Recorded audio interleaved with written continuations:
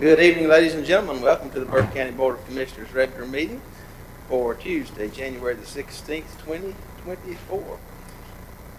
Madam Clerk, all commissioners are present along with the county attorney, manager, and our finance officer. I'll remind you to silence all of your mobile devices. If you've got a mobile phone, please set it to vibrate or off. And I'll ask that all speakers that come to our lectern tonight, please ensure the red light is on before you start your presentation. All right, this brings us to our invocation and pledge of allegiance. We're pleased to have Reverend Jeff Lovett with us tonight, retired minister in our area, and we'll ask him to come and bring the invocation, and we'll remain standing for our Pledge of Allegiance. That'll be led by our County Attorney, J.R. Simpson. Let's stand together.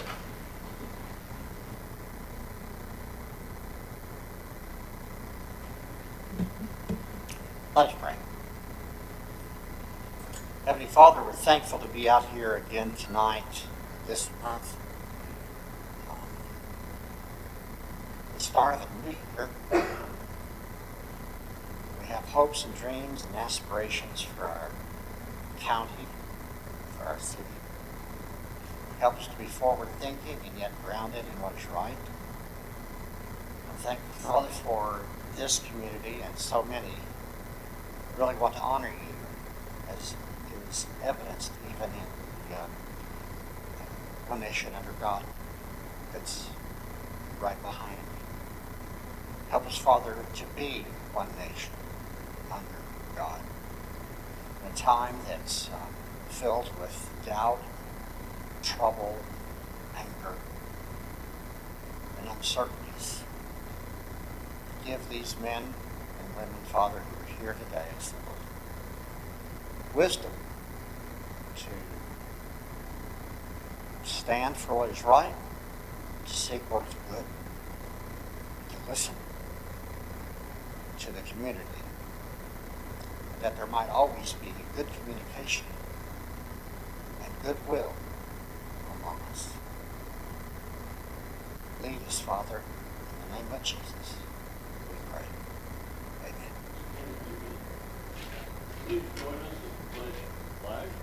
I pledge allegiance to the flag of the United States of America and to the republic for which it stands, one nation, under God, indivisible, with liberty and justice for all.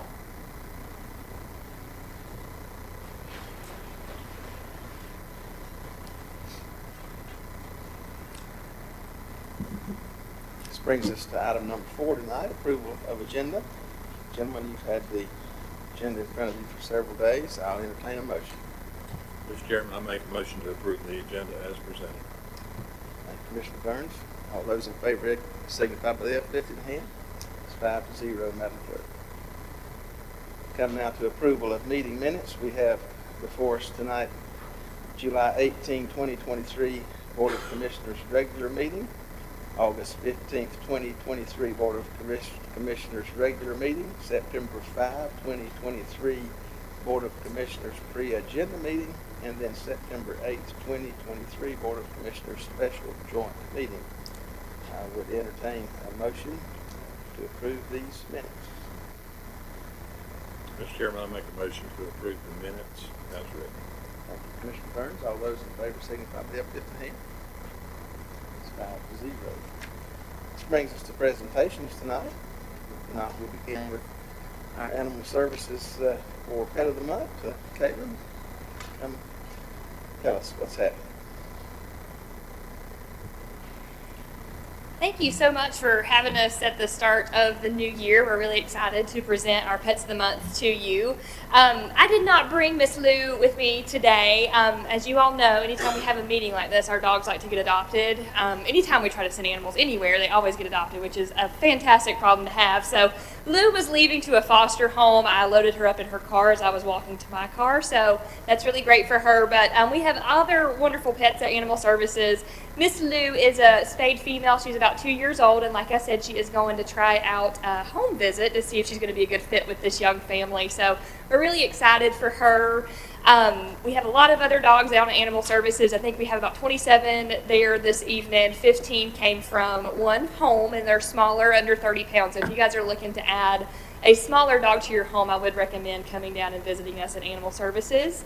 As always, we never want to leave our kitty cats out, so we wanted to recognize Miss Beautiful Marilyn Monroe. She is also about 2 years old and spayed, and she is absolutely stunning. So if you are looking to add a good family cat, she came to us and we thought she was going to be a community cat where she was going to be returned to where she came from because she was a little upset with being with us at first, and then she has turned out to be an absolute sweetheart. So we've kept her on our adoption floor in hopes to find her a really good home for someone. So please come and visit us. I did want to share with you, we had a very big December, so I wanted to share some of our numbers from December with you guys. For December, typically it's a slower month for us because it's one of our winter months. We're very seasonal in Animal Services. And so we took in 212 animals. 109 of those came from a giant hoarding case right at Christmas time. Our staff absolutely rocked it. Everybody in Burke County, we relied a lot on the other departments, so it was really great to see everybody come together to help us through that. Through that, we adopted, sent to rescue, and returned home 152 animals collectively through all of that, so that was absolutely amazing. And with us being a municipal shelter, our live release rate, so the amount of animals that left our facility alive, was 88%. And if you guys don't know, for us to achieve no kill, that's a 90% live release rate. So we are working very hard to achieve that. We need our community to step up and support us, and I think they're doing a great job of doing that. So I just wanted to share that with you. As always, the best ways to reach us: in person, by phone, or email. Come and visit us. We always welcome new faces. We're a great bunch to get along with, so come and hang out with us. All right, thank you, Caitlin. Any questions for Caitlin tonight? How many cats did you say you had? I did not count the cats before I left, but we were sitting pretty good, probably 20, 25 right now. All right, thank you, Caitlin. Thank you. Appreciate you being with us tonight.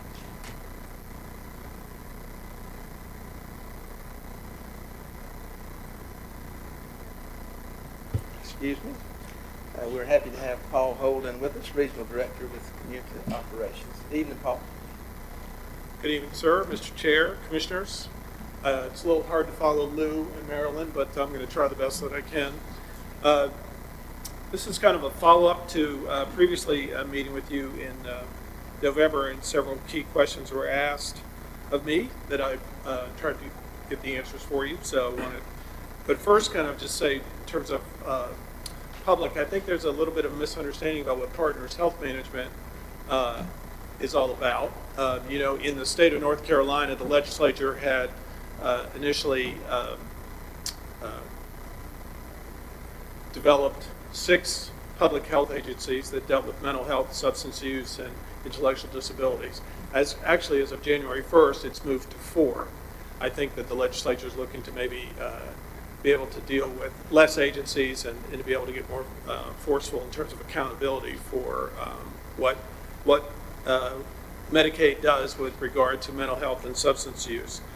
So in terms of partners, we're kind of like a general contractor. We work with agencies in the community.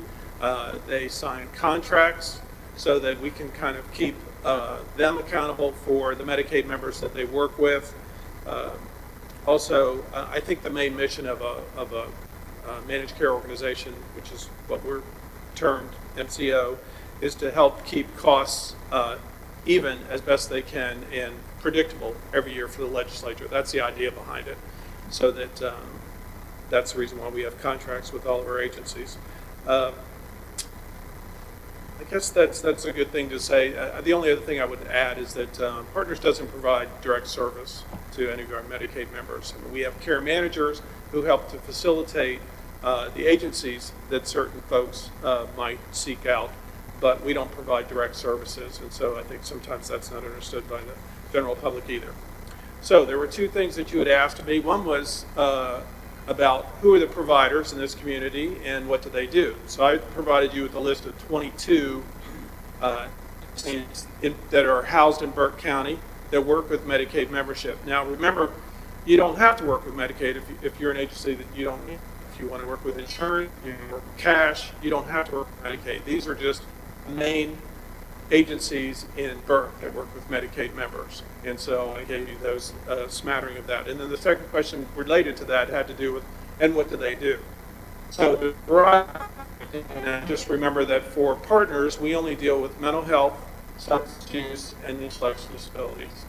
So majority of the tasks or things that those folks do are they assess, come in to kind of be able to route them in the right direction that could help them, or they actually are seen. A majority of them have outpatient, which means that that's the kind of thing where you go into an office generally, and you whether that's a mental health or substance use issue.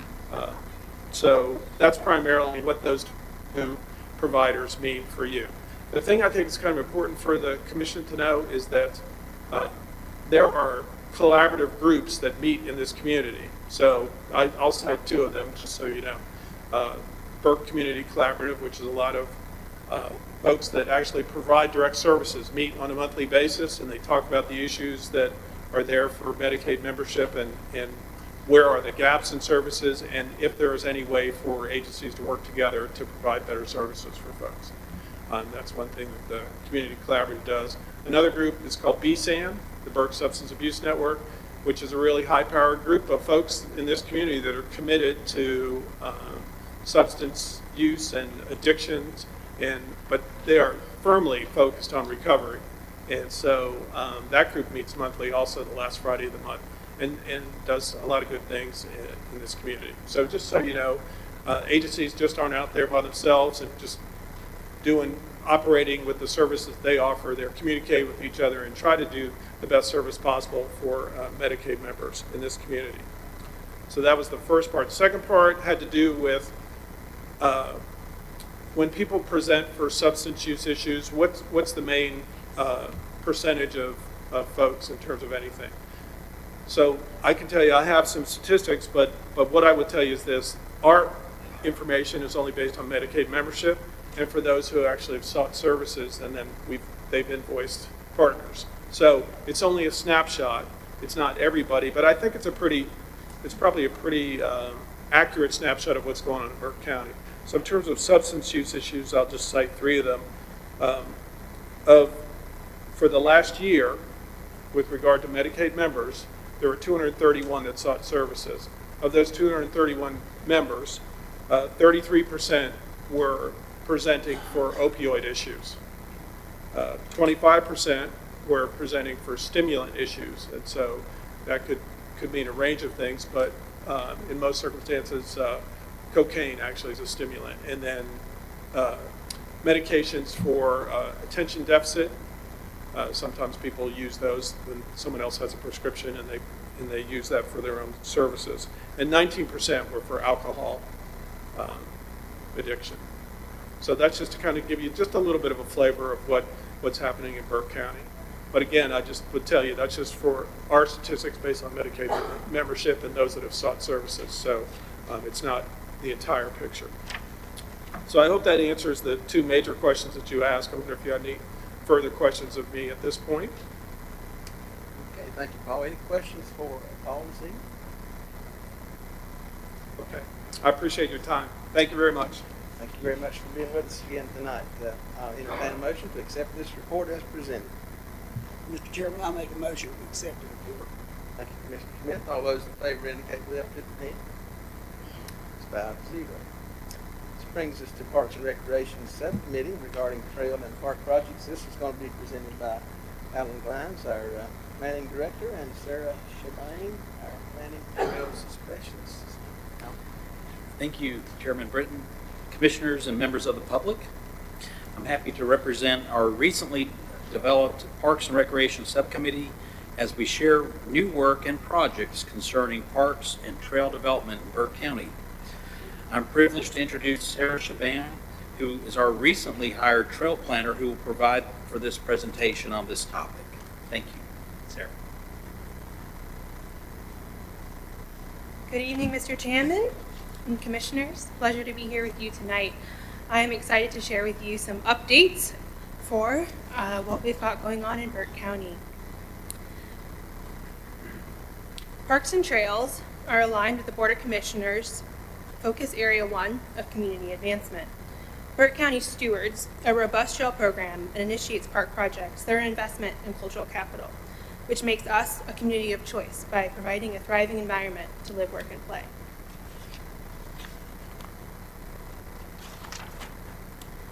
A Parks and Recreation Subcommittee was created to implement components of the board's strategic plan. The 8 members of this cross-division committee meet every 6 weeks to review progress and combine resources on a variety of projects. We can see those 8 members listed here. We are currently using a couple of different pots of funding within our state and federal funding monies right now. This is about $385,000. And these are specifically for trails. This is not for all Parks and Recreation or the subcommittee itself. The county funding has allocated $2.2 million to be used from 2023 to 2025, as well as our program partners, Friends of Fauna Flora State Trail and Over Mountain Victory State Trail. These partners provide the allocated funding from the state Division of Parks and Recreation, Complete the Trails Fund. So those partner organizations distribute that allocated state funding to section sponsors and projects. Some goals of this presentation are to review the accomplishments of the county and our program partners, to provide updates from the Parks and Recreation Subcommittee, and then also an opportunity to renew consensus on the work plan as we have an updated alignment with the project approach for the review of the commissioners, the county manager, and the general public. We'll also use this presentation to guide and provide context for annual budget requests and allocations. This presentation will be posted on the website and be available to the public, as it is a guiding document for everyone to know with transparency where we are headed in the next couple of years. As this is a living document, it will be updated annually to reflect opportunities and constraints that may arise. 2023 to 2022 had some really great projects and accomplishments. The Harris Wisnet Trailhead parking lot is currently under construction and will provide approximately 7 spots and 1 ADA parking spot. This location is the current terminus of the Fauna Flora State Trail and the most easily accessed from the city of Morganton.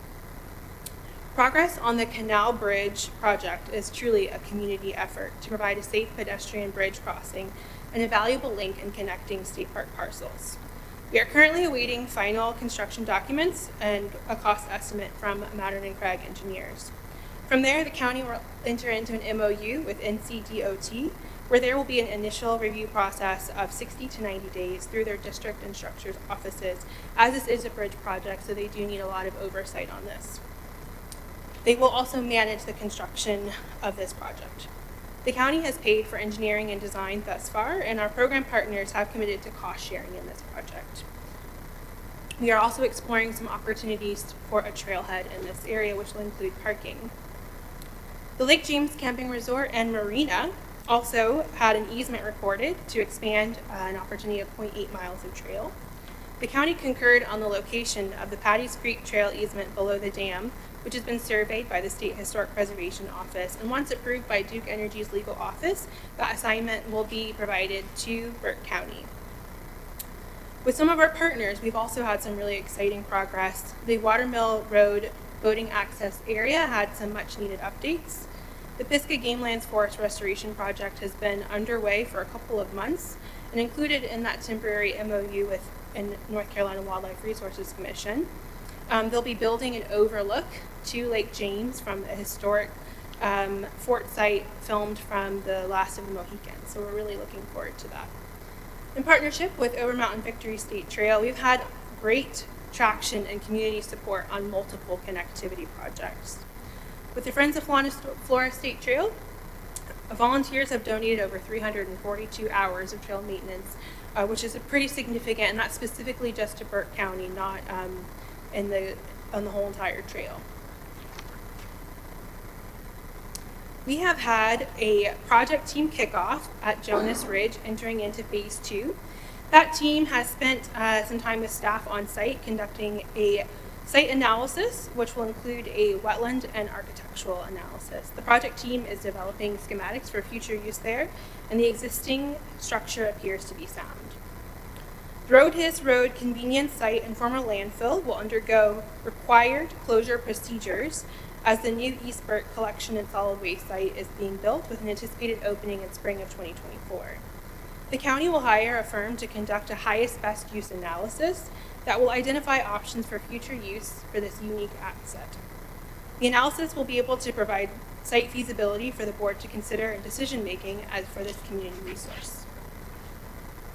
Just a little bit of frame of reference of where that is. If you missed it on the map, it's kind of where that mouse is, up in that corner right there.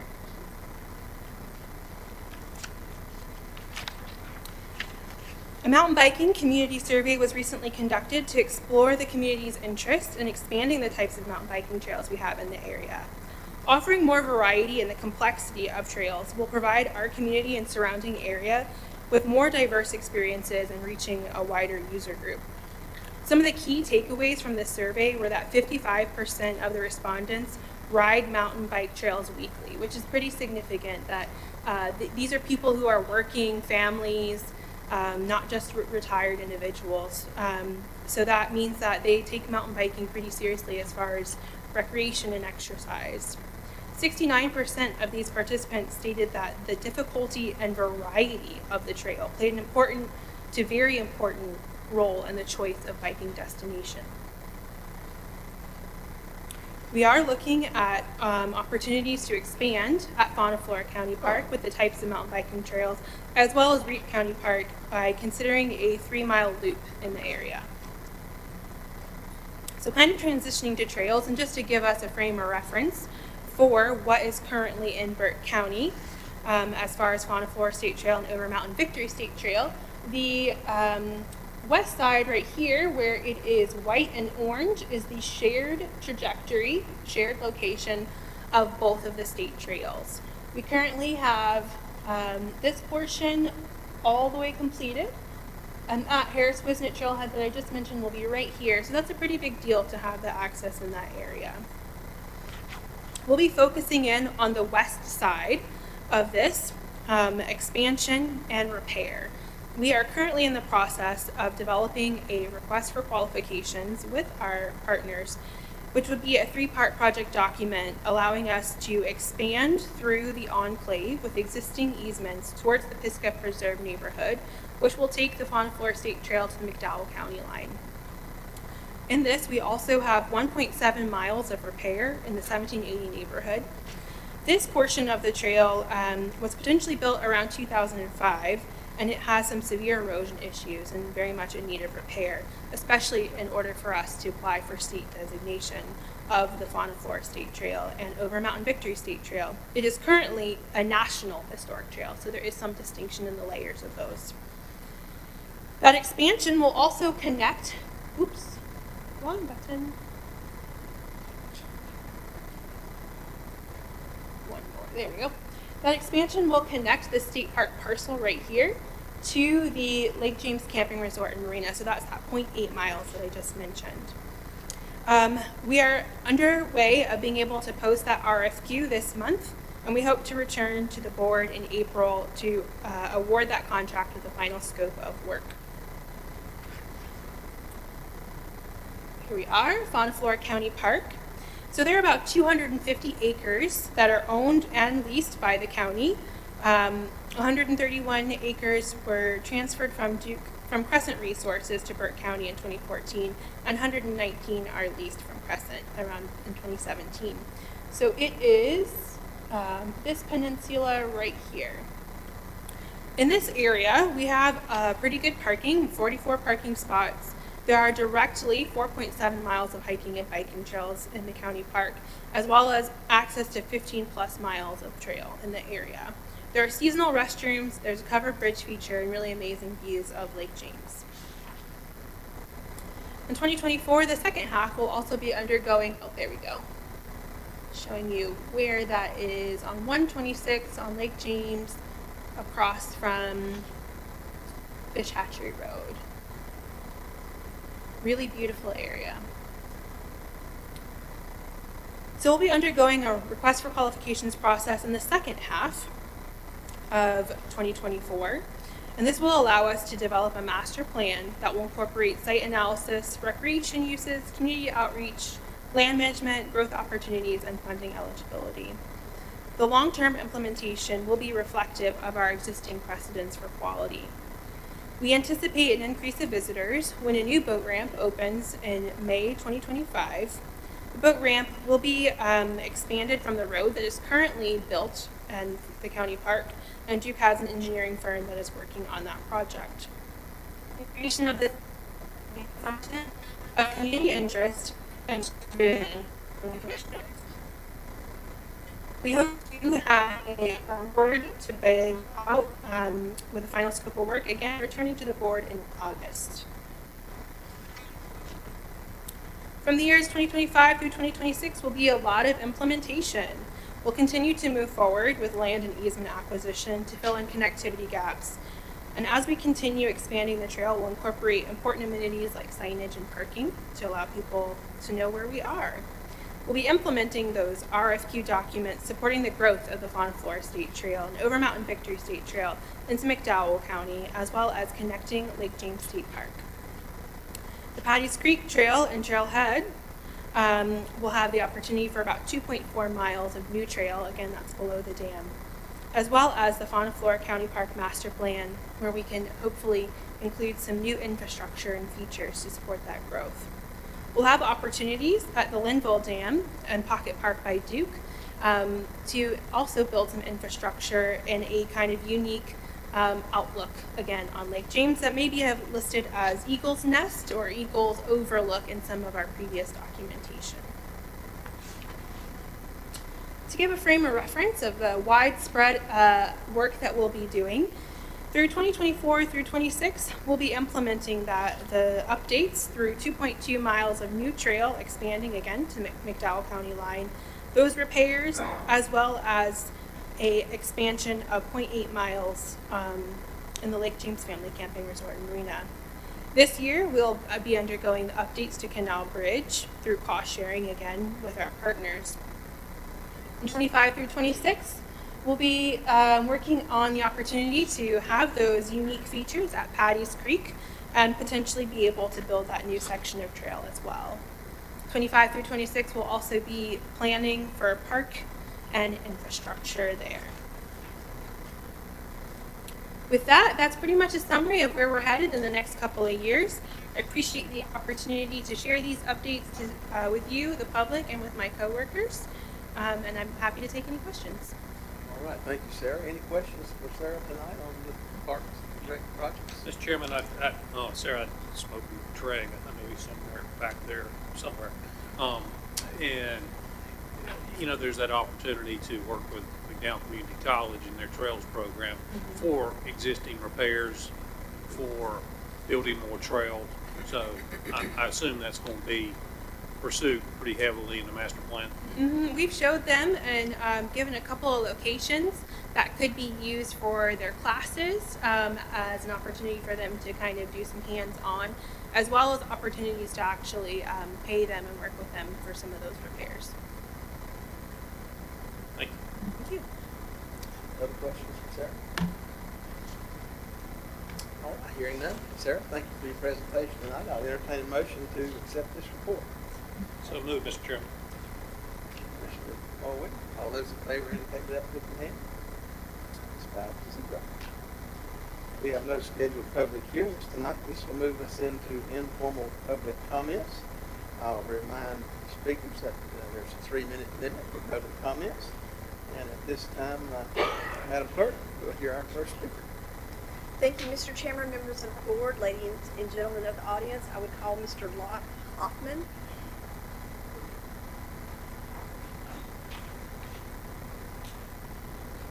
Thank you very much for letting me do this. You know, the acoustics in here are horrible. I'm deaf and it's so echoey. I just thought I'd mention that. I've been thinking about doing this for 30 years. And I thought, well, I'll turn 75. I've got nothing to lose, so let's go ahead and do it. At the beginning of 2023, I made a decision to move my economic and social life from Catawba County to Burke. Because of some unfortunate experiences I had in Catawba County. And to my surprise, I found out that Morganton's a better place to shop. The people are friendly, it's convenient, everything's great about it, better than Hickory, except for the library. I still have to go to Hickory for the library. I'm an inveterate reader since childhood. I'm retired now. I have time on my hands. I want to read. When I went into the Burke Library 2 years ago, there was nothing in there for me to read.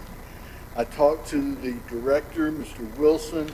He said their book fund was so small they didn't have any money for serious fiction or very much nonfiction. And so I decided that I would kind of check it out. I've been going to the library board meetings for 2 years. I've attended the last 7 meetings. I got that wrong on the papers. 2022 was when I began this project. And of the 7 meetings I've attended, only 2 meetings are actually held. The other 5 lacked a quorum. And therefore, there were only perfunctory decisions made. Basically, Wilson just told them what they were going to do, and that was the end of it. My son-in-law made a mistake of asking a question during the meeting last year, one of them, and Mr. Wilson threatened to call the police on us and have us arrested. You know, I didn't pay much mind to that, but I thought it was very inappropriate. I think I should be able to speak, and so should my son-in-law. But more importantly, at that meeting, they okayed $20,000 and change for a policeman for uptown Morganton because the librarians are frightened of the Morganton street people. And, you know, I've lived in New York City and several other smaller cities, and I found this assertion both laughable and fiscally unsound. Of course, we're suffering in America through a gun violence epidemic. But you know, I haven't heard of any library shootings anywhere. And is Morganton really that dangerous? I mean, no police are needed for Valdez or Hildebrand. So I decided to check out the situation. I went in the library. I said, is a policeman here? They said, oh yeah, he's here. Well, I hunted for him. No, he's not there. Couldn't find him. Searched the whole place except for the ladies' room. He could have been hiding somewhere. It seems to me that we need a little bit of more oversight to the library. We need people on the library board who actually come to meetings. Here's a picture of the meeting that was called. It was a meeting because only 4 people showed up, plus me and my family. And I really think that, you know, it got my attention when Mr. Wilson threatened to call the cops on me. I'm thinking, what has he got to hide? Why is he behaving like that? I think we need an audit and see what is going on at the library. Thank you very much. Thank you, Mr. Hopper. Madam Clerk? Is Mr. Ron Michaud in the audience? Jennifer Reed? Please state your name and address for the record, please. Sure. Jennifer Reed, 5640 Robartigan Woods, Nebo, North Carolina, 28761. Right on the edge of Burke and McDowell County. Time has started. Okay. Today, thank you for having me. Thank you for the moment to speak. But today, I would like to point out that developers make gobs of money from developing. So my topic is development. When I was at Freedom High School, Burke County's first Walmart at the exit of 64 and 40 appeared. This development is now a dim shadow of what it was developed to be. All I can say is thank the Almighty for Rural King. It's a great store and it's keeping the development alive. By developing, money comes by moving around dirt, tree trunks, with photo op shiny hard hats, ego boosting signs, named in big letters. Developers buy cement culverts, heavy plastic, and they bring in companies from the outside often to do the work. Development has nothing to do with the final product, be it a communist China battery factory called a mega site, a chain plant, or a temporarily hot product. developers don't make a product. Developers talk about future jobs to distract from the future of retention ponds and hobos sleeping behind the empty buildings 10 years down the road. Here are a few Burke County developments that are now derelict ghost towns, abandoned by their owner. The Colonel's Pantry and KFC near my old high school, Freedom, and Highway 70. Once flourishing, it's now terrible because money is made developing across the street and developing catty corner. The build-to-suit industrial opportunity between Cathy Road and Cosby.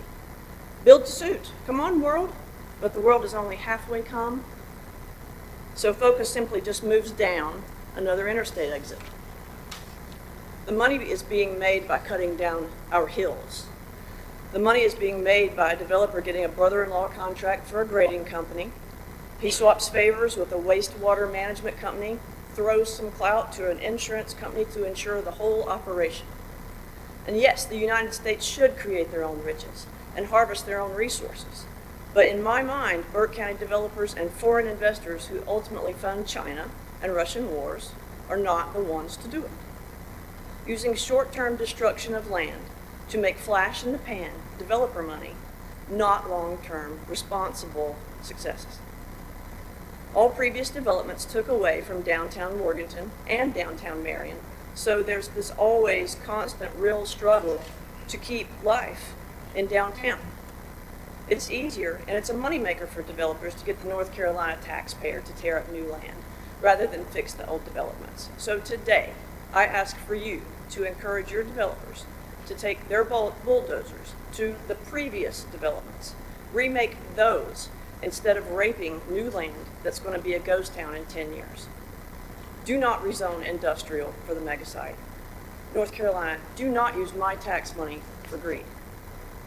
Thank you for the opportunity to speak. Thank you. Madam Clerk? Carla Kincaid.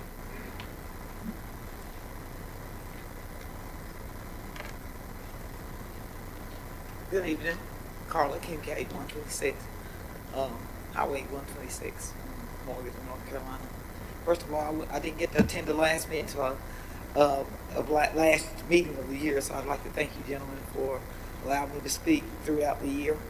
And I stand here today again at the beginning of the year, and thank you for allowing me to speak. Thank you also for attending our MLK services. It was good to see you that attended there at the NAACP. I was there as well. I've got a book here that says King Remembered, and it's actually got excerpts from his his letter he wrote in the jail while he was in the jail cell. And actually, I got this discarded at the WYI, which was the Western Youth Institute at that time. I'd just like to say that I continue to stand here today, and you know why I'm here is because of the flags, as well as the monument, which represented a lot of the things that happened during that civil rights movement. All through this book, you can see it, and anywhere you see anything that happened in the civil rights movement, you're going to see those Confederate flags, not just the statues, but Confederate flags. Also, I'd like to say that as long as I live, I guess I did my own little civil rights movements within. I've been part of that, but I went against something. It was just something within me, just like I have a little movement going on right now, you know, that I don't go uptown around the courthouse square. I haven't been there, haven't took part in a new part of it. So that's just a stand. Those are things that I do. And I can remember as a girl, as a young daughter, of course, you know, back in those days, we did, our parents taught us how to clean houses and go and clean for different people. So I can remember one that I'm really proud of, and it gives me encouragement, and this is what brings me to who I am, besides the point of the fact that I was born on January 14th.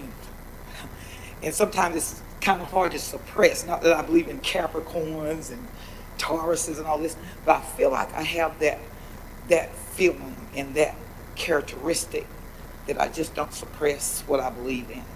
And I don't know whether that's got anything to do with Capricorns being born around that time, or 14th, 15th, when Dr. Martin Luther King was born. I don't know. But I've always felt that I should speak out and speak up. And I can remember as a young girl going to a person's house here in Morgan, North Carolina, cleaning up, as I was taught to do. And she asked me to go downtown to, I think it's near Young's Shoes, to pick up her some things from the seamstress maybe. And I forgot who was there at that time because I vividly remember it. And I went down to pick up the clothes, and the lady said, "Oh, Miss Such and Such did say her maid was coming by." Well, I didn't say anything to me. Well, I did say something to her. I said, I'm not her maid. I beg your pardon." Before I could get back to that lady, they had called her and told her she was angry because I had embarrassed her, and let those ladies know that, you know, I'm not anybody's maid, and I never will be. And so that's why I stand up. I was fortunate enough to go to college so that I would never have to wash a window or clean ever again for anybody. And so that was one of my little civil rights movements within myself as a young girl that I today hold dear in my heart. And there's several other little things that I do as well, but those are one. That's one, because there's little moments come up a lot. Not only for me, I'm sure it's brothers and sisters, other brothers and sisters probably don't even stand up for themselves. But that's just who I am. That's why I continue to come. And that's why I think that the Confederate monument should be moved or took down. And that will happen in years to come, whether it's an act of God or not. And that's why I come. And that's why I stand alone, because I got my own stories. I thank you for your ears. Y'all have a blessed new year. Thanks, Kenny. Right. Caroline Irvin.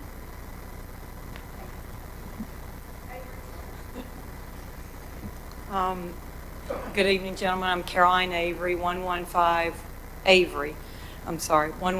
Riverside Court.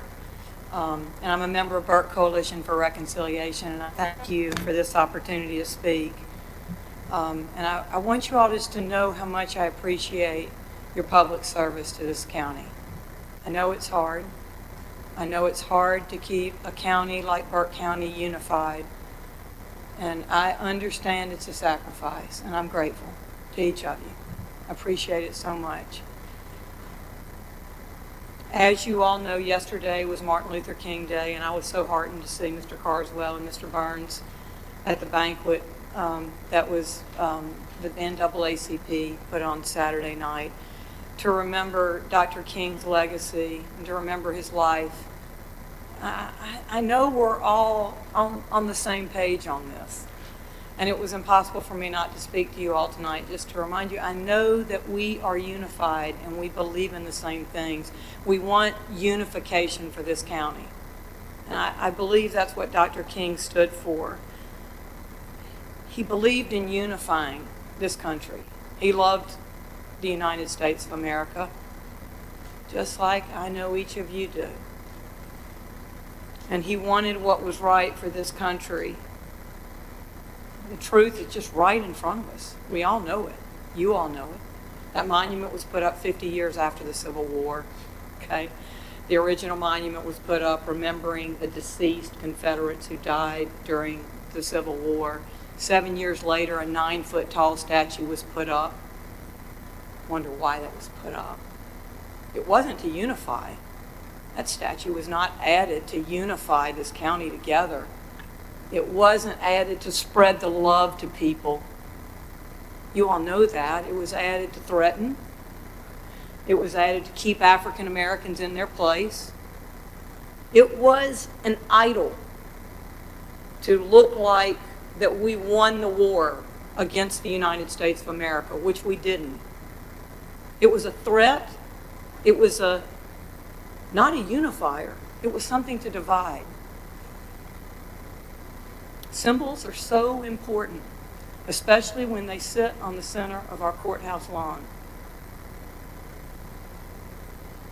Especially when they're symbols that do not unify us. They draw us apart. I know that you all deeply love the people of this community. And I ask you all to look very carefully at what sits on the center of our central gathering place and think hard about it. And I know it's hard to do the right thing, but it's never the wrong time to do the right thing. I'm grateful for each of you, and I mean that. Thank you. Thank you, Ms. Avery. Madam Clerk? Ann Chapman?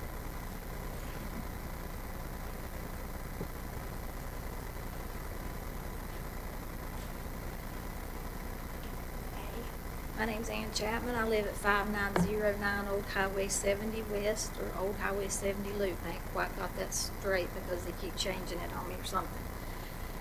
I only have 3 minutes to share and a short time to explain why I know this rezone megasite is ludicrous, horrible, and dangerous. It's a dangerous idea. Your sentiment should be the same as if you live in, since you live in Burke County or all along the 225 miles down the Catawba River. When 1,346 acres of beautiful land are destroyed, it will never be the same. Do you realize that the carbon plant is on 108.723 acres, and with 1,346 acres, 12.3 carbon plants could be placed in that area? Isn't that a lovely thought? I grew up in Carbon City beside the Rutherford Electric, and I saw and smelled the pollutants bellowing out of the smokestacks from the carbon plant, and my feet would be black on the bottom just from walking out on my front porch to get the newspaper. Rutherford Electric purchased my parents' house, and we were able to escape the city of carbon. I fell in love with the home in Bridgewater area that was quiet and peaceful. I can utilize it for gardening, farming, and land and livestock. I love my day and night sky, and I have my own personal planetarium. I don't know how many of you love to look outside, but I have a great view. Please don't rob me, my family, my neighbors, or my community of this hidden treasure and of our property rights. Don't give away access to our railroads or highways for dangerous and lethal chemicals to be hauled, putting Burke residents' lives at risk.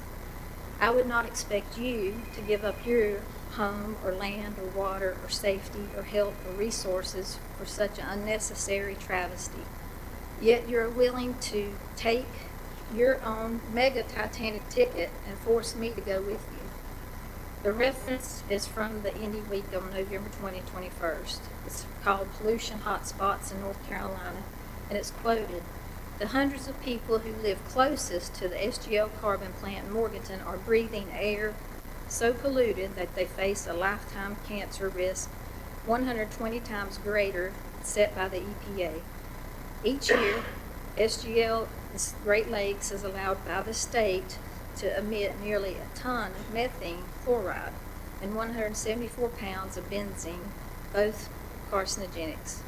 This was only the air pollution data. Also near the carbon plant, there are 4 hazardous waste sites as well as multiple leaking underground petroleum storage tanks. If you magnify just the known pollution from the carbon plant, now times 12.3, you are inviting serious consequences. No matter what type of industry you place on 1,346 acres of land, you're creating a homicidal time bomb, mega worse than the 2006 Synthron explosion. With all the land stripped and trees cut, there is no protection or way to filter out air or take away resources. And I guess my time is up, but anyhow, 3 minutes, you can't say enough to stop this." Thank you, Ms. Chapman. Madam Clerk? Dudley Green?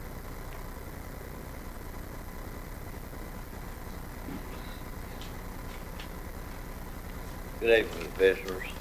I'm no kin to the Dudley Green, McDowell County, if you'd like to know, not at all. And I'm here about the mega site up here at the county line. On one hand, there's a dichotomy here. You say Burke County is nature's playground, and it is. And the Parks and Recreation are doing a great job of helping that fact. But on the other hand, you don't want to destroy nature, and you want to put a mega site right beside the main tributaries into the upper Catawba River, which supplies drinking water for 2 million people. Most of the people in this county, the municipalities and the people in this county get their water from the Catawba River. And yet you want to pollute it. or something. I can't understand why you're not, Mr. Woods will not say who's coming into this mega site. What is the big secret? Why has there never been a formal question and answer session about this mega site? It seems like it's all been kept real quiet. And I feel like when you go in the closed door here, it says right here under number 13, you discuss economic development matters. You don't discuss them in public. You do it in the back room. To me, that is low down. And I just don't think it's right. I think all your decisions are made there.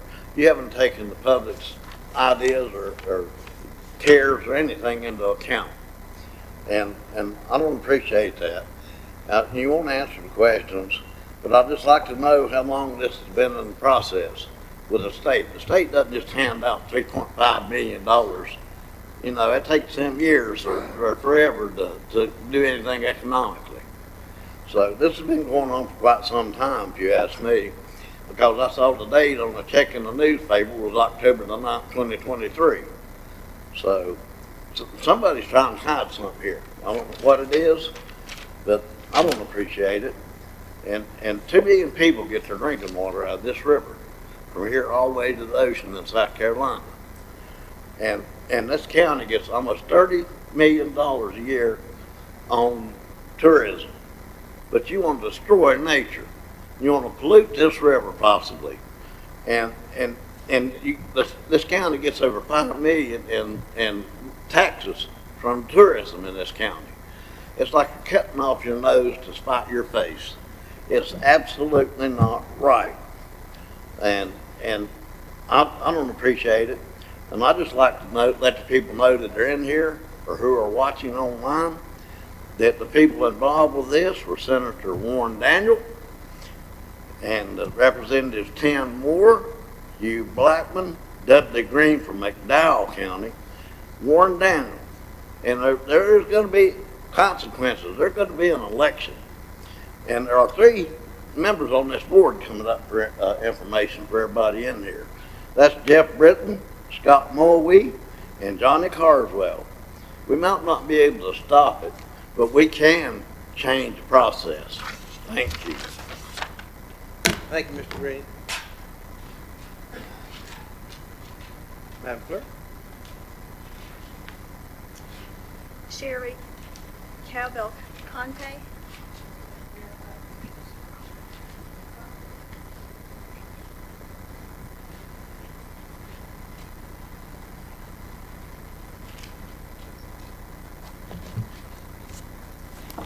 Good evening. I want to thank you first for letting me speak in front of you tonight. I'm here for our animals, the ones that are being neglected and abused, and we can do nothing about, or that's what I've been told. We have laws in place for this, which Officer Banner, I have talked to him several times, and he just tells me there's nothing he can do. I listen to these dogs cry and ask for help every day. They're no bigger, maybe 2 pounds bigger than her. They live on a chain outside 24/7. They are skin and bones. They have minimal shelter. They're just neglected and abused. I just don't understand why we have laws in place that we cannot enforce.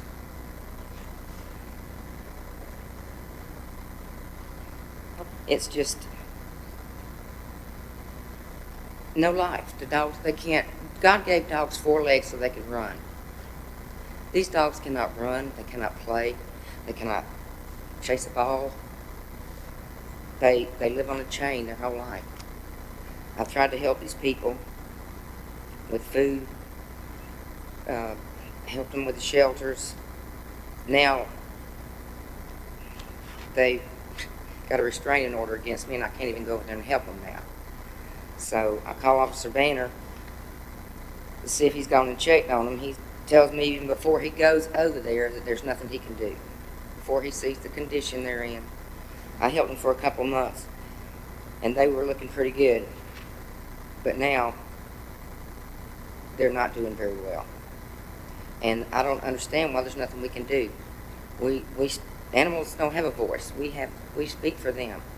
That's what I'm trying to do, is help these that I know of, but there's many, many, many, many more. I would just like to know why we have laws in place to help these animals, but yet we can't help them. Thank you. Thank you, ma'am. That's all the cards I have, Mr. Chairman. Thank you. Appreciate all public comments tonight. This will bring us to our consent agenda. And I'll ask our county manager to review that for us, please. Thank you, Mr. Chairman, members of the board. Fairly concise consent agenda for consideration. Each of these items, as a reminder, included in your packet and presented at your pre-agenda meeting earlier this month. Item 1 from our clerk is a request from Rutherford College to remove Daniel Odom and replace him with Caitlin Smith as their plat review officer. Item 2 for consideration is to consider multiple appointments and removals, all included in your packet, for our local emergency planning committee. Item 3 from our emergency management fire marshal department are updates to our emergency operations plan. That's EOP, are all administrative in nature, and this is an annual approval process. Item 4 from the tax department is your monthly collection report for December 2023. And finally, item 5 for consideration is your release and refund report for December 23. Mr. Chairman, happy to answer any questions you may have. All right. Thank you, Mr. Manager. Any questions on the consent agenda? Hearing none, I'll entertain a motion. Mr. Chairman, I move that the consent agenda be approved as presented. Thank you, Commissioner Burns. All those in favor indicate with uplifted hand. It's 5-0, Madam Clerk. Have several items for decision tonight. First item will come from our county manager, then reference to courthouse renovations. Mr. Manager.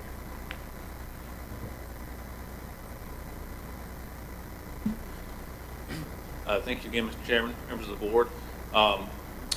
What I'd like to do, with your permission, is briefly run through a few slides. Again, we've talked about this at length at your pre-agenda meeting, but to describe really the evolution of this project and investment into our courthouse, and also allow, again, with your permission, our clerk of court is here and would like to speak to, as a stakeholder and an end user of the building, maybe some of the need.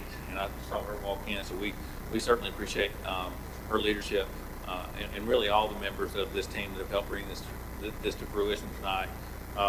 But I'd start just by like to review some of the capital priorities of the county's capital improvement plan, provide a little bit of background about how we've arrived here with this courthouse analysis, and then close with a recommendation on procurement model and who that relationship would be as we've worked through an RFQ over the last several weeks. So I'd start by just pointing out that our current courthouse was built in the mid-1970s. It's had two minor renovations, one in 2011 and then again in 2020. Overall, the building, I like to say that its biggest strength is also its biggest weakness. So the biggest strength of the building is its structural integrity. It was built in the mid-70s. It's a poured concrete construction model. So you literally have 12-inch concrete beams that the building in the bones, and it is structurally sound. But that level of and that type of construction really eliminates any type of adaptation that the building is able to keep up with over time. So as you change where people sit, you change the way the building is meant to operate and flow over time. And as you can imagine, now that the building's 50 plus years old, those needs have changed over time, and the building's ability to really adapt has been challenged. As you are aware, back in 2020, the county partnered with Mosley Architects, so it's an architectural firm from Charlotte, to do a facilities assessment. They looked at every building in the Burke County index and really evaluated those buildings based on 6 systems, everything from the structural integrity through security, plumbing, mechanical, electrical, and interior. And they gave those buildings a 1 through 5 ranking in each of those systems, 1 being very poor, 5 being that it's brand new. Here's an excerpt out of that study, an executive summary, and you can see there the courthouse total score was about a 2.6, which again was elevated because of its structural components, but really pulled down because of some of the mechanical, some of the roofing needs, the building adaptation and envelope needs. That's why the project landed on your capital improvement plan. This was the part of the inaugural 5-year capital improvement plan that the board approved back in April. And this was as identified as a short-term deliverable, recognizing that that's really a heavily used civic space. The functions and the volume of people that use that building on a regular basis is pretty high, and it's a critical part of what we offer to our community. After the April approval, as part of the CIP plan as a short-term deliverable, we put together what I would call a project scope and goal development team. We met over at the courthouse on the 27th of July. A variety of folks. We had county administration. We had stakeholders from both the judicial side, obviously the clerk and the district attorney. Everyone that had an opportunity to provide some input.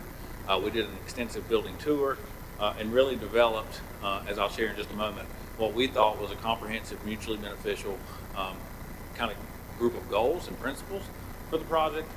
And that's led through what happened a few weeks ago on January the 10th, which is where we posted an RFQ, a request for qualification, asking qualified design, engineering, and construction teams to submit proposals about why they may be the most prepared and adequate, competent firm to partner with the county on this project. We had a 5-member selection review team who's made a recommendation that I'm prepared to recommend to the Board of Commissioners tonight. And then ultimately, if approved by the board, that same team would add on a few members that would manage logistics, as we know that making improvements to a building that is in continued use will require some logistical pre-construction strategies. So the goals, the principles, if you will, that team came up with, number one, we wanted to address the building envelope and infrastructure needs. That's things like HVAC mechanical upgrades. So there's 3 major mechanical systems in the building, 2 of which have already been replaced, 1 of which is really in dire need. There's also some roofing needs that need to be evaluated. We wanted also to really address space decompression. And what I mean by that is there's a tremendous amount of square footage in the building right now that's not being used. When the magistrate moved over to the jail, that space hasn't been backfilled. When the county outsourced child support and social services that was in the basement of that building, it hasn't been repurposed. And it hasn't been repurposed because, again, that building adaptation really doesn't allow itself to be used in the highest and best way without some construction investment into the space. So we want to utilize a higher percentage of the existing square footage.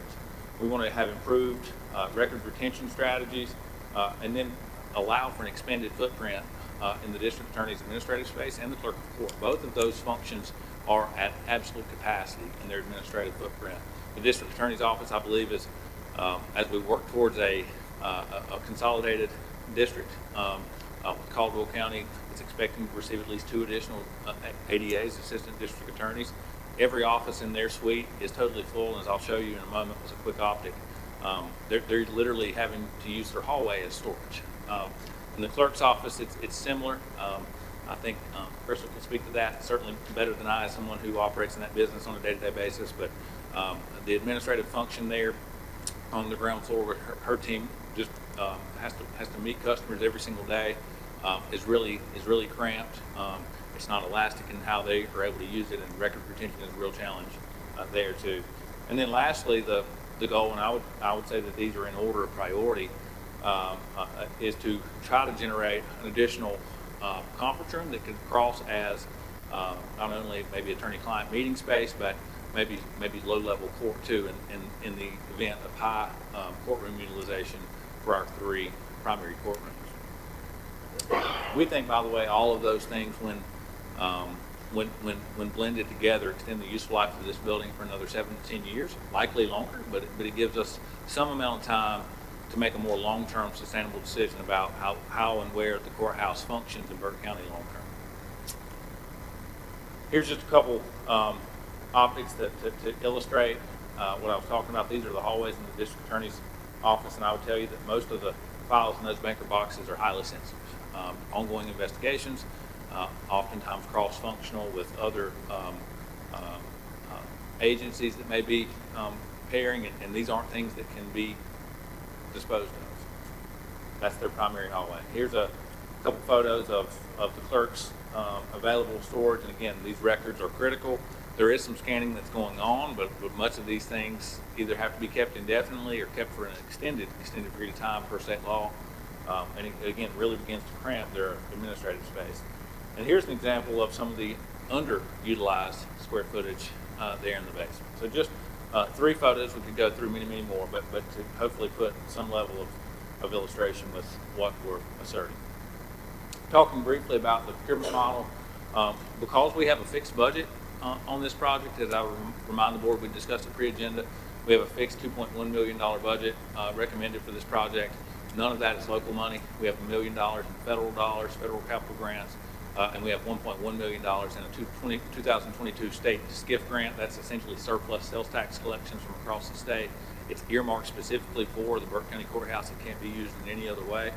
When you combine those two, we know we have $2.1 million. We're trying to stretch that as far as we can, given those principles and given those goals.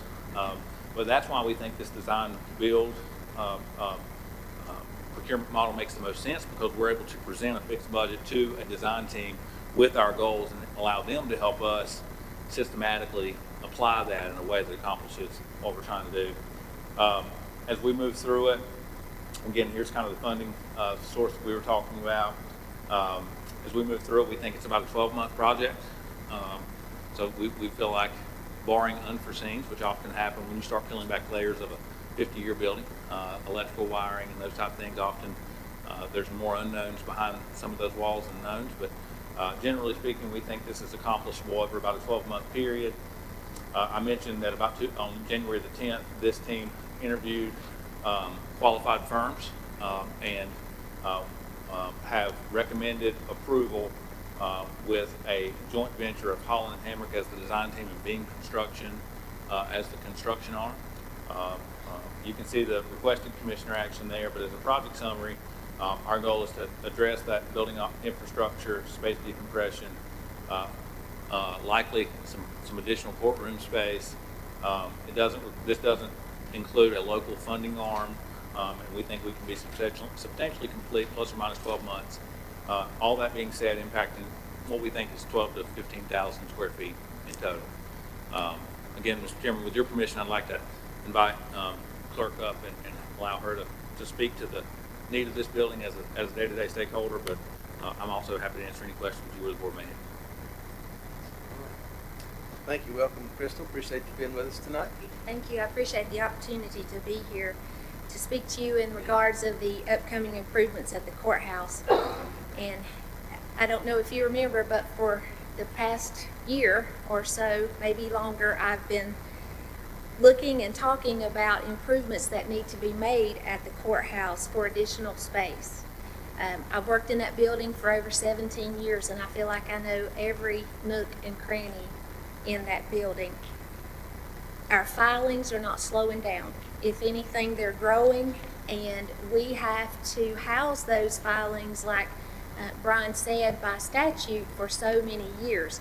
Now, we have really revved up our purging process. This past year, we've sent over 100 boxes of files that we could purge to Raleigh to be able to make more space, but it's just not enough right now. Space is extremely limited for file storage, but perhaps more importantly, space is limited for the public use. The lobby area just cannot accommodate the amount of people that are coming in through the doors. There's no space there when someone needs to come in and file paperwork. They need to have a place to sit down, write out their paperwork, and turn it back into us. There is no private area for them to do that.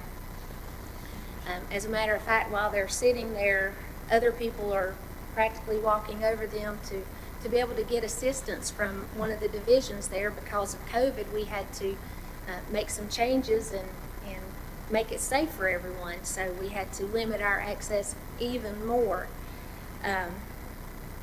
When Brian asked me about a year ago, What do you think it will take for the courthouse to be functional for the next maybe 8 to 10 years? And I already had those ideas in my head. If you know me, this does not stop. It just keeps going and going. But the plans that I had were exactly what Brian said. To renovate the basement, that is just wasted space right now. It's just sitting there. It could be used for either offices or storage, and I propose both. The DA's office has graciously agreed to go downstairs for their offices. They would have plenty of space. They would have plenty of office space, plenty of storage space, which would leave the back hallway open for my estate's office to be able to move back there. So that way all of the clerk's office is back in one area. We're back in the courthouse area where we should be together. And then that leaves the annex area. We already have a large courtroom over there, but that leaves a wide open space for us to be able to put another courtroom, to be able to put another judge's office, which we're going to have, and maybe some attorney-client conference rooms over there. I know that our money is limited, but I believe this is the best plan for the money. I think that's how we stretch this money and make as much happen there as we can. And I do believe with these changes that our building will remain functional and be good to go for the next, I don't know, maybe up to 10 years. And I hope I'm around to see it. So thank you for your time. And I'm just extremely honored and privileged to be a part of, I feel like we're making history again, and I'm just honored to be a part of it. So thank you. All right, thank you, Crystal. And Crystal, if you'll just stand by just a moment, and Brian, I'll open the floor questions. Any questions for Crystal and Brian on this subject? Mr. Epley, the cost, the total cost, does that include paying for the RFQ and Yep. beams? Yep. Their portions, that includes everything, Yeah. doesn't it? Typically, design construction is a percentage of the construction budget, so that'll be a component. Other questions? All right, seeing here none, thank you all very much for your information.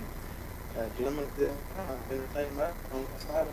Mr. Chairman, I move to award the request for qualifications for design, build, construction, development services for renovations to the Burke County Courthouse to Beam Construction Company, Inc., Holland and Hamrick Architects, PA. Further authorize the county manager to negotiate and execute the contract on behalf of the board, subject to review and/or revisions by the county attorney. Thank you, Mr. Vice Chair. All those in favor signify by the uplifted hand. Madam Clerk, that's 5-0. This brings us to item number 2, amendments to rules of procedure, rule number 10 in our board's rules of procedure. I'll speak to that item for just a moment. Gentlemen, this would make it more clear that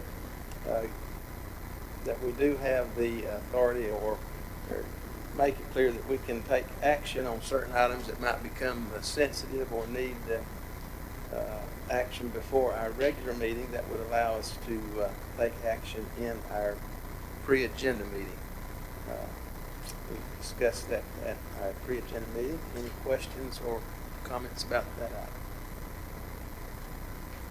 All right, none. I'll entertain a motion on this item.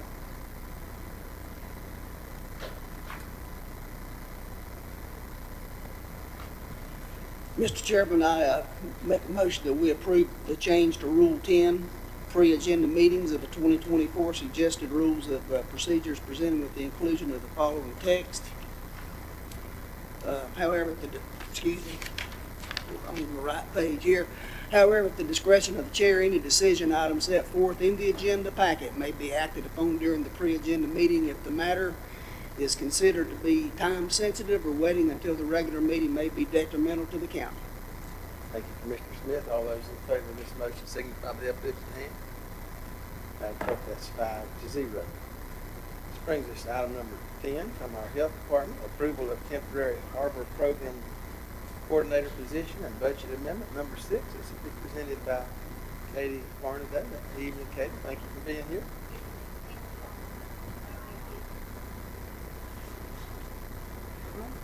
Well, thank you all for allowing me to be on the agenda this evening. I'm bringing to you a request to approve a full-time employee position for the harbor coordinator. This position comes from a BJA, Bureau for Justice Administration grant that we received in 2019 in partnership with Burke Recovery, Catawba Valley Health, and Burke United Christian Ministry. So that grant was originally what they call a COSUP grant. It's a site-based grant, and was intended to set up a recovery community center in the community. So fast forward, we got it in fall of 2019, and then 2020, COVID happens. So it shut down a lot of progress that the grant could have potentially had with having site-based services.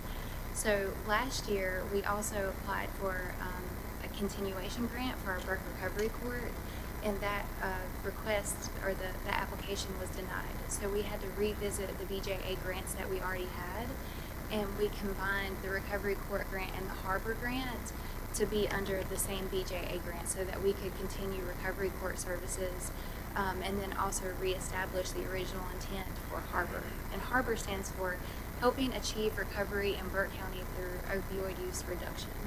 So we went back in and did a budget modification with BJA, and got the recovery court portion of it approved, and then the Harbor coordinator position approved under the health department, so we can actually hire that person internally. And at the same time, we've also applied for another grant to help us establish that community recovery center, which would be like a drop-in center and has different types of programming, where we could do different suicide prevention classes, naloxone training, or just have a safe place for people to come. So if we are able to receive that grant, it would supplement the Harbor grant that we already have also.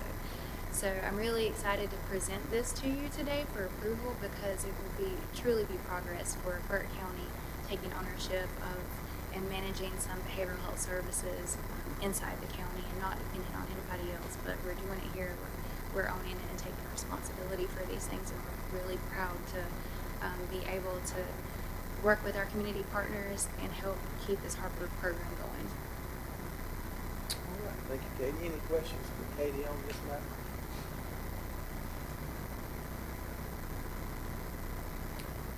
Seeing here none, I'll entertain a motion on this item. Mr. Chairman, I move to approve the creation of a temporary grant-funded position, Human Services Coordinator 2, also known as the Harbor Program Coordinator, and approve the budget amendment number 6 as presented. Thank you, Mr. Carswell. All those in favor, please signify by the affirmative. Madam Clerk, that's 5-0.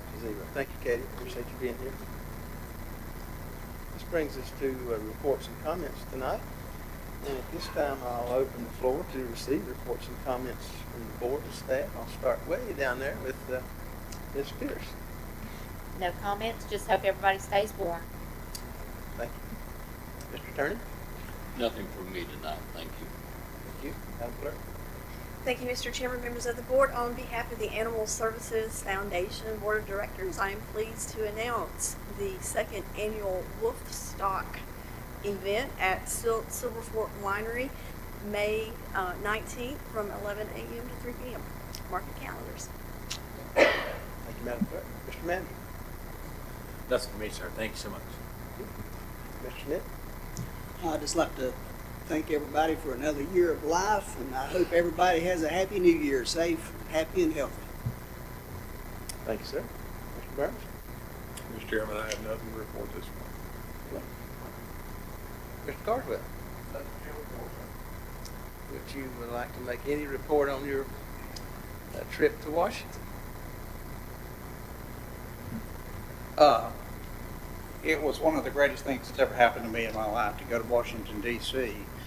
I spent one day with Senator Budd and Senator Tillis and Representative Patrick, who is retiring and going home. So it was just a great meeting there. We talked about financing for some of the projects in Burke County.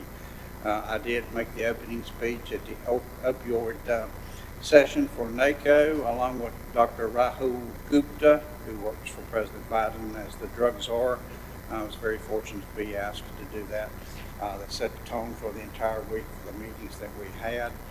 I also attended a function at the White House where we met Secretary Pete Buttigieg and John Podesta and Tom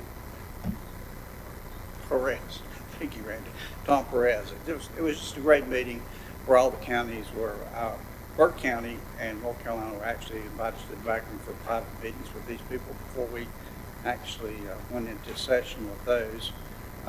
Thursday evening was one of the greatest highlights of anybody's life, I guess, for NACO and for NCCE. We were invited to the British consulate for supper, where we were seated. North Carolina was at the head table with the British ambassador, and that was really a treat. The Brits have decided they're not working as closely with the federal government, and they've decided they want to work with state and local governments to further their cause and some cooperation and some efforts that are happening between Great Britain. The ambassador was from Wales, and he was a young fellow, but he was just absolutely a great guy. It was a very enlightening week. I got to tell Jim Wilson, I now have my library card. He always fussed at me for not having my library card, but I got a library card from the Library of Congress. So it was a great, that building is just so full of architecture, it's unreal. So we accomplished a lot. North Carolina is in the forefront in the opioid movements, contrary to what's been thrown about in some arenas that we've not done a good job. We've done everything that we can do. We still have a lot of work in front of us. I presented my presidential initiative of One More Thing. I was asked to go to several different states, which I'm just not going to be able to go to make these presentations on One More Thing. So we are working with NACO, and I will be going back to Washington, D.C. to make some presentations with NACO on One More Thing. You can go to the NACO website if you so desire, and you can see my presentation speech along with Dr. Gupta on the original day. So I think I tried very hard to represent Burke County well, and I tried very hard to represent North Carolina well, and I think we actually did that. So very appreciative of Kevin Linder going with me. I hope I don't have to come back into Charlotte on a plane like I did this time with the weather the way it was. I did say a prayer. I asked God to give me about 15 minutes of level flight so my stomach would go back where it was supposed to be. That was tough, but I'm very honored and humbled to represent Burke County in North Carolina. All right, thank you, Mr. Carter. Appreciate again what you do for us in Burke County and Raleigh, and making this trip to represent Burke County and North Carolina at the National Association of Counties in Washington, D.C. Again, appreciate your work and your extra effort. Mr. Vice Chair. I really don't want to follow that up. But no, just we've been proud of Johnny for a long time, and people don't see the work that goes on. Johnny's, I'm on the executive board down there. Johnny's put us on, Randy as well, and so we're going to a meeting later this week. But there's a lot of hours and time that he's put in, not just statewide, but nationally. And I know the people that have been asking him to go all over the country, very time consuming, but he's been passionate and willing and giving of his time. And like I said, he can't say enough about it. All right, thank you, Mr. Vice Chair. I don't have anything else tonight other than I'd like to recognize Commissioner Smith for having made another birthday in the last few days. I wish him happy birthday tonight. And with that, we might make some other courtesy reminders. February the 6th, Board of Commissioners pre-agenda meeting at 3 o'clock. February 16th, ribbon cutting for the East Burke Waste and Recycling Convenience Center. Would invite folks to see our new recycling center there. February the 20th, Board of Commissioners regular meeting at 6 o'clock. I remind folks to take care of your pets, spay and neuter, and adopt pets from our animal services. Again, reminder to take care of your trash, and as you're going to our convenience sites as a landfill, please take time to be sure your trash is secured in your vehicle and it stays there until you get to where it needs to be. And if you see some trash, it'll be all right. Just pick that up and help Burke County to look its best. Madam Clerk, I'll recognize you for vacancy announcements. Thank you, Mr. Chairman, members of the board, ladies and gentlemen of the audience. We have the following opportunities for citizens to be engaged in county boards and committees: the Adult Care and Nursing Home Community Advisory Committee, the City of Morganton Board of Adjustment and Planning Board for the ETJ, Council on Aging, Burke County Board of Health, Hickory Regional Planning Commission, and the Drexel Planning Board for the ETJ alternate. All right, thank you, Madam Clerk. Lots of opportunities to serve in your community and in our county. I would invite you to consider doing that. If you need help, our clerk would be delighted to help you with that. Closed session is not needed tonight. So with that, gentlemen, we'll entertain a motion to adjourn. So moved, Mr. Chairman. Thank you, Mr. Burns. All those in favor signify by the uplifted hand. That's all of us, Madam Clerk. Thank you very much. Have a good evening. Appreciate your attendance tonight.